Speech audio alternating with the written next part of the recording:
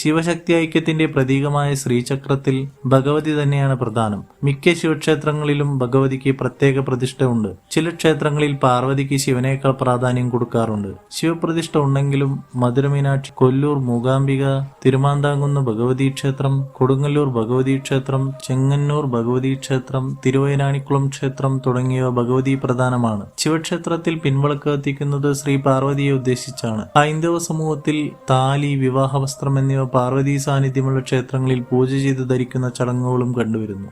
സന്ധ്യയ്ക്ക് 6 മണി മുതൽ രാത്രി 9 മണി വരെയുള്ള സമയമാണ് പാർവതീയാമം. ദേവീപുരാണങ്ങൾ പ്രകാരം ആദിപരാശക്തി ശിവന് ചുറ്റും പലവിധ ഭാവത്തിൽ തന്റെ ശക്തിയെ ആവിഷ്കരിക്കുമ്പോഴാണ് ശിവൻ സ്പന്ദിക്കാൻ പോലും ശക്തനാകുന്നത്. ഇത്തരത്തിലുള്ള ശിവന് ചുറ്റുമുള്ള 10 ദിശകളിൽ വർത്തിക്കുന്ന ശക്തിയുടെ 10 ആവിഷ്കാരങ്ങളെയാണ് ദശമഹാവിദ്യ എന്ന് പറയപ്പെടുന്നത്. ശിവന്റെ മുന്നിൽ കാളിയും, മുകളിൽ താരയും, താഴെ ഭൈരവിയും, വലതുഭാഗത്ത് ചിന്നമസ്തയും, ഇടതുഭാഗത്ത് ഭുവനേശ്വരിയും, പിന്നിൽ ബഗളാമുഖിയും, ആഗ്നേയം അഥവാ തെക്ക് കിഴക്കിൽ ധൂമാവതിയും, തെക്ക് പടിഞ്ഞാറിൽ മഹാലക്ഷ്മിയും, വായുകോണിൽ അഥവാ വടക്ക് പടിഞ്ഞാറിൽ മാതങ്കിയും, ഈശാനകോണിൽ അഥവാ വടക്ക് കിഴക്കിൽ ഷോഡശി അഥവാ ത്രിപുരസുന്ദരിയും സ്ഥിതി ചെയ്യുന്നു. ചൊവ്വ, വെള്ളി, പൗർണമി, അമാവാസി തുടങ്ങിയവ പ്രധാന ദിവസങ്ങളാണ്. നവരാത്രി, തൃക്കാർത്തിക, തിരുവാതിര ആഘോഷം തുടങ്ങിയവ ഭഗവതിക്ക് പ്രാധാന്യമുള്ള ദിവസങ്ങളാണ്.